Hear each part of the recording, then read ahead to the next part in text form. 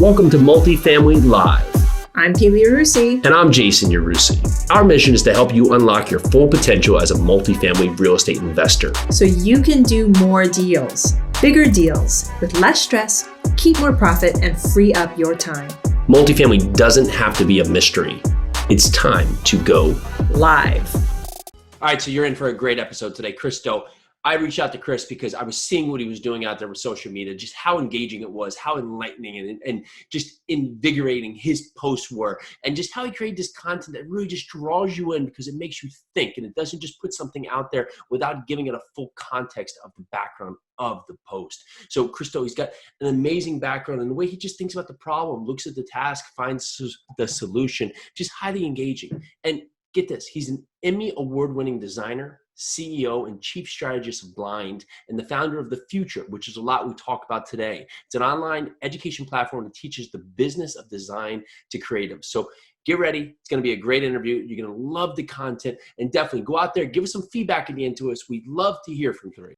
Well, hello, Chris. Thanks again for coming on the show. How are you? I'm doing good today, Jason. Thanks for having me on the show. Well, thank you. And you have such a diverse background. You've done so much in your time.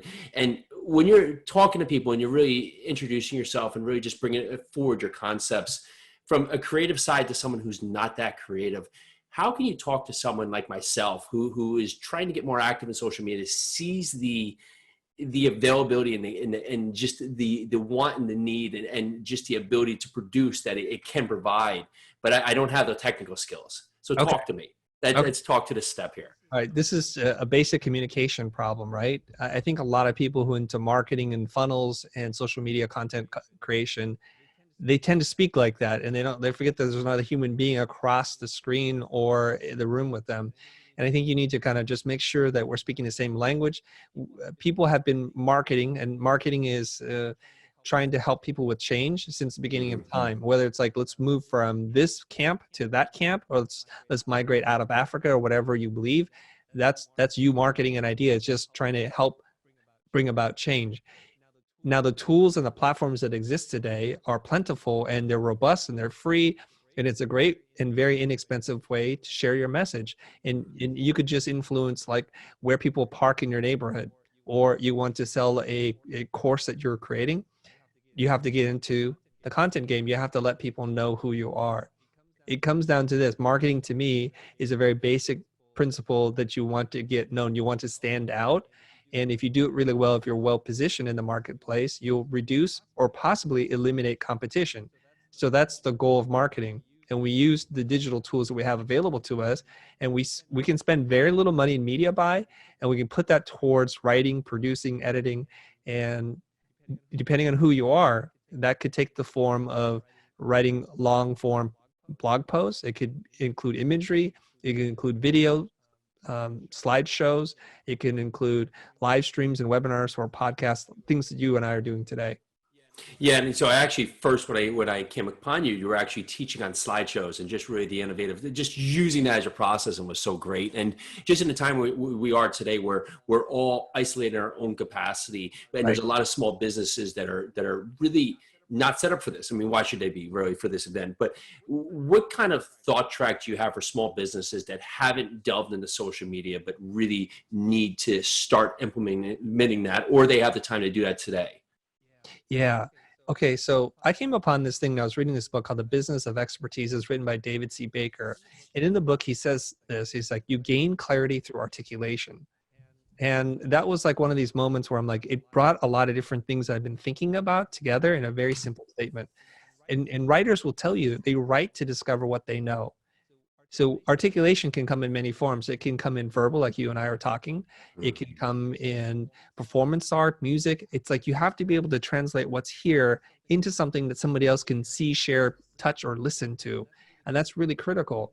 And when you do this, you learn a lot about yourself and what it is that you know. Oftentimes I'll meet with potential clients or students. They'll get in the room and they'll ask me a very simple, benign question. And I say something thinking everybody must know this already, but I'm going to answer it anyways. I say it and I can see like their eyes widen and they lean in, like, what is going on? That's telling my brain something like, this is valuable to somebody, at least to this group in this room, unless they're just putting me on. That means that other people might be interested in the same thing if the theory holds true. And so it's really important for all of us to articulate what it is that we're thinking, just to discover ourselves. And that's something that every business, every person wants, is to kind of figure out who they are. Now, as children and growing up, you guys might have been encouraged to journal daily. I didn't understand the importance of that back then. I understand the importance of it today. And most thought leaders, most influencers and entrepreneurs and successful people have some form of journaling. Mine just happens to be on social media.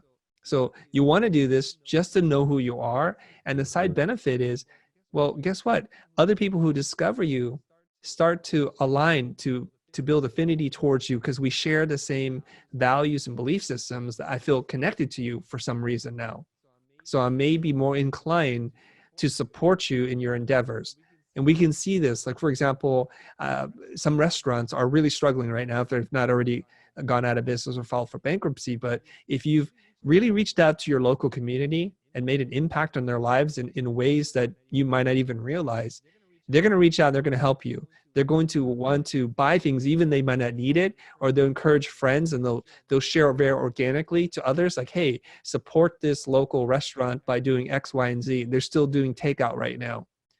And there are other reasons why you want to do this, but I think I just gave you a couple ideas. But you're talking so right. It's about the community, right? It's not always about the ask. It's about giving, right? So Yes. we're in real estate. We do multifamily, and for our apartment buildings, it's always about making these better places to live. So right now, we understand tenants are going to have a position where on all different aspects, they're going to have some tougher or some worse times. But for that point, we're still doing the right thing to make this a better place to live, and we hope that it transcends where it can help them get through this across the board. I mean, it's still a business, but in that part, you have to remember it's still people, just like you talked about here on the marketing side, right? Face to face.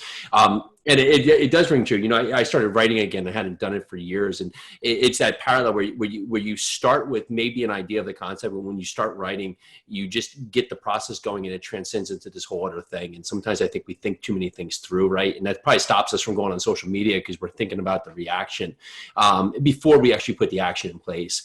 When you talk and you look to find your audience, what's some suggestions you have for listeners as they're growing their presence, how to find the right audience to talk to? Okay. What you want to do is you got to put on your imagination hat, your empathy hat, and try to look at the world through their eyes, like who a group of people might be. We're looking to what Seth Godin refers to as to uncover a previously undiscovered worldview. There's groups of people who feel very passionate about something in the world, and people have been ignoring this group. If you can infiltrate this group, if you can learn their habits, their beliefs, their values, where they gather, the watering hole, if you will, then you start to observe and you kind of see actions and then you see patterns. And when you can do that, you'll notice there's a gap. Let's just bring it to the world of real estate. Maybe I know something, or maybe I'll just speak. So I'll say something that you're like, no, that's not how it works.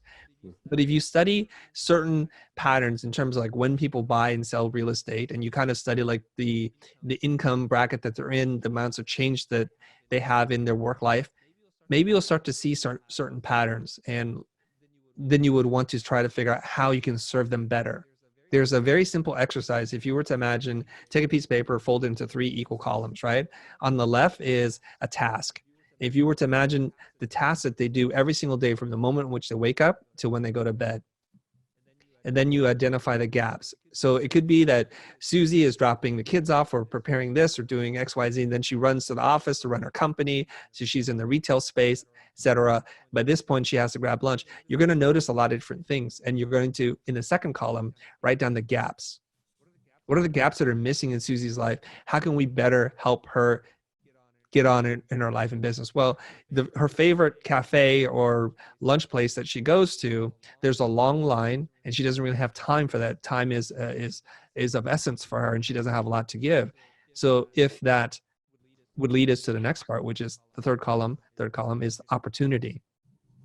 If we try to serve this person, if we try to help them, an act of generosity, what can we do to help them in their lives? So we realize she doesn't have a lot of time. So let's create a service where Susie can order like from an express menu. There are only 3 items on the express menu, probably their most popular items. If you order one of those 3, we'll have it ready, curbside pickup for you, and you just show up in your designated time and we'll hand it off to you. This is pre-COVID, but especially even more important now that we're in this kind of state.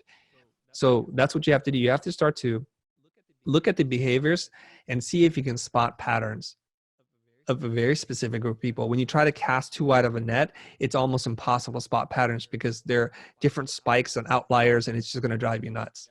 Yeah, I feel like when you first are building out, you're almost talking to too many people, right? And in that part, you're not serving anybody because you go home down. Hopefully with this, like you said, the advantage here is that people have time, right? Whether they want it or not, they have the time to think things through now. And hopefully they're taking advantage of it, where if they are able to weather this storm, they're going to come back to their business with a whole new set of eyes about maybe a potential revenue stream that they never had the time to implement or didn't think of, or they've been forcing their hand right now. Like you said, the curbside pickup, right? So, before they just ultimately ruled it out because they were so busy, but that busyness now has now given them the opportunity to say, okay, maybe we can increase revenue when we come back. And it doesn't really, we don't need to add employees or others for that. So as we continue to build out brand, what are some of the things that you see continually from people who are building brands that are red flags that they really shouldn't push the envelope with, that really, if they didn't do these, it would help them a lot forward to their goal?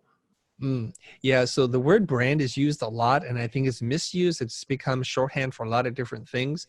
And I want to make sure we have a clear and mutual understanding of the word brand and branding. The first thing I would recommend everybody do is go out and read The Brand Gap by Marty Neumeier. I'm not affiliated anyway. I don't make any money on this. But to me, it's the definitive guide to branding. You could read it, I think, in a couple hours. It's really well written. And Marty's definition is that brand is a person's gut feeling about a person, product, or service or organization, right? So we all have brands, like your family, your friends, your coworkers, your clients all have an impression of you. If enough of them have a similar impression, you now have a brand. And you can't really control it, but you can influence. You can influence it by the way that you speak, you behave, and everything that you do, all the promises that you make, every little interaction. Like, you can't go around anymore and saying, like, I'm really about customer service, I care about people, and somebody calls you 10 times and you don't return their call. Yeah. Then that's the brand that you have. And that's the message that you're putting out there. So how can somebody start to figure out what their brand is and how can they manage it? Okay. The way that I like to do it is I like to do it from the opposite. So if ultimately it's the other people's gut feeling about you, then let's start with other people. Let's not look at ourselves. There's two ways to do this. You can say, I'm going to do this, and then I'm going to market myself to people. The other way to do it, the way I prefer to do it, is look at people, figure out kind of what they want and they need, and find where it overlaps with your interests, your talent, your passion, and your expertise, and then start to craft that. Much like the earlier exercise I ran with you about the task, the gap, and the opportunity. Sure. I look for this, and I look for common worldviews. There's movement towards sustainable living, towards veganism. Maybe there will be a movement sometime in the near future about having a universal basic income. You're starting to look for patterns, and then from that, you can tap into that. It's super powerful. You're looking for passionate, engaged communities that really care about something. And if you happen to do that thing, you have a built-in audience. Yeah, and that's amazing, right? Really, if you could touch on those people that are just so engaged and so heavily aligned. And sometimes we think we have to grow such a big presence, but it's really just finding that niche that you can really talk to that want to take action, right? So it's super helpful. And have you always tiered to the creative side growing up? Has this always been something of interest to you, or was there a pivot moment in your life where you said this is that you caught your eye, that you remember, that really took you in this direction? Yeah, I think, and I believe this, I think intrinsically all of us are very creative. It's just our society, our culture, our education system beats the creativity out of you. Sure. People who are outliers get punished. It's always kind of teaching to the curve, the norm, the median, and that's what happens. So I'm a conflicted person because I love making things. I like thinking in the creative space in the classic definition, but I struggle with the idea, like, am I going to make a living doing this? Is there a career, an opportunity for me to monetize this? And of course, most of those creative thoughts are shut down. So for me, my big point, my inflection point in my life came about in that I worked at a silk screening shop. I was doing production artwork, just assisting the owner of the company. He sent me on a run to go and pick up some artwork. And it was in that moment that I met a professional graphic designer. His name is Dean Walker. And I realized, wow, somebody else out there in the world is making a living doing this thing that I've always dreamt about. I didn't even know what to call it. I didn't know what it looked like, but he was doing it and supporting his family. And so that was the moment which I realized, and I think I'm 17 years old at this point, that this can be my thing, and that changes the course of my life.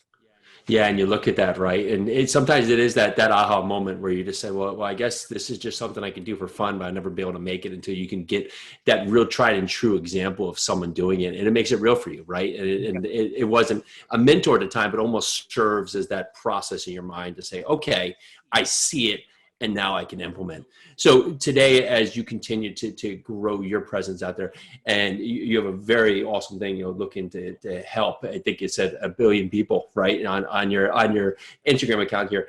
Talk to us. What is that message, and how do you put forth such a audacious message, but definitely accomplishable with social media is able to do? I think it's possible. Yeah. And I was listening to a talk. It was by a guy named Jason Silva, and he talked about in the 21st century, billionaires will not be measured by the amount of money they have in their bank accounts, but the amount of lives they positively touch. So I want to be a billionaire in that every essence. And I also know that the more people you help in life, the more that comes back to you. And if you want to get religious about it, you want to call it karma, whatever it is, good vibes and energy. I believe the act of helping other people in a very generous and open spirit actually returns in multitude back to you. Maybe not right away, but in some form, shape, or the other. I've been very fortunate in my life that I've had a very successful career making commercials for some of the biggest brands in the world. As part of I would consider my third act in a 3-act story here, I want to do something that is meaningful and is impactful. I've taught for 15 years, and I wanted to scale that up because there's a limitation as to how many people you can teach at one moment in time. It's then that I find YouTube and I start creating content and I start to teach in scale. Of course, there's a big learning curve, but I think we're finally finding our stride in that space. I also believe that every successful person has a big, hairy, audacious goal. And I advise and coach people on this. So I was thinking, what is a ginormous goal that's going to take me all of my life and then some to achieve? And I want to teach 1 billion people how to make money doing what it is that they love. Now, the way I'm going to calculate this is that if I teach teachers, that's my best bet. The more teachers I can teach, because they're going to teach more people. And hopefully at some point, we're going to get closer to that goal. Now, we've made an official counter just because people are like, how will you ever know? I'm like, it was a feeling, it's an idea. But we made a counter where if we've helped somebody and you feel like you're part of our community and tribe, you can just hit this little button, put in your email, and you get assigned a number. And so slowly but surely, maybe over the next decade, that number is going to start to look impressive. Today, it's fairly small. It's about 6,000 people. I like how analytical you are about this, and even talking your task gap and opportunity, teaching the teachers because they're going to have the biggest reach. I've never thought it that way, but that's actually just such a great thought process about how are we going to reach everybody. Well, if you're always forcing for the students, you're jumping that gap right there. And that's just really wow, that's great. So Chris, a few last questions before we let you go here. As you do this and as you talk to so many people out there, what has been, maybe I want to take this back, what has been a through line that you see for people when they're trying to find what they love to do that they can't get across to find that? What is that thing that helps them find what it is that they truly want to do? There's a couple of ways to look at this, and I'll give you a couple of prompts to think about, or questions. Reflect back on your life when you're around 5 or 7 years old. I think you're smart enough to know kind of things, but not so smart that you've eliminated a lot of things from your life. Go back into that space. Like, where were you? What was the house like? What was the flooring like? Was it a shag carpet? Or was it a hard flooring, or whatever it was? Think about that for a minute. Think about the things that you love to do, the things that you're really passionate about, that time would disappear. And that's going to point you in a direction as this is something that gives you pure joy. Before you understood the concept of money or work or anything else, that's what you love. That's one thing that you can think about. The other prompt is to ask this question of yourself, which is, if tomorrow I won the lottery and I got more money than I could spend from now till you're dead, what is it that you would be doing with your life? So I think a lot of us wind up feeling that we have to be responsible adults by performing a job, a task that we then provide for ourselves and then ultimately a family. And this is how we become productive members of society. It's not until you're in your 40s or 50s or even later, sometimes near your deathbed, that you start to realize, like, what was this all about? What is it that I want to do with my life? And there's a great story. I believe it's Gauguin, the famous painter in Paris, or French painter. He would hang out in cafes and bars where great artists of his time would hang out. And he was a postman at that time. He would go there every single night and he would daydream and kind of look at that life. One day, he decides to quit his job abruptly and leave his wife and kids and move to the Caribbean or someplace like that. He started painting. And then there he found his happiness and his true passion. And that's how he became who he is. So sometimes following your passion, who you are, there are sacrifices. Like, a lot of people want all of this and they're not willing to give up that. I'm not saying to leave your husband or wife or children behind, but it might require a sacrifice of financial stability for a time. It might require a sacrifice of time, effort, and energy. But it's something that I think you want to have this conversation now while you're still able-bodied and your mind is together, to do it now, to kind of realize your true potential and do the things that you love. It's tremendous. That's a great note to finish off there. Thank you so much. Super helpful. So, Chris, for people that want to learn more about you, where would be the best platform for them to reach out and connect? Sure. I have this company. It's called The Futur. And if you go to thefutur.com, we're there. And the future is spelt without an E. The way I remind people is the future has no ego. Just drop the ego and then you're good. If you want to follow me on social media, I'm pretty much on every platform. It's at @VChrisDo, which is my name. Doe is spelled D-O. That's awesome. Chris, thank you so much for coming on the show. Super appreciate your time. My pleasure. Awesome. Bye. Bye.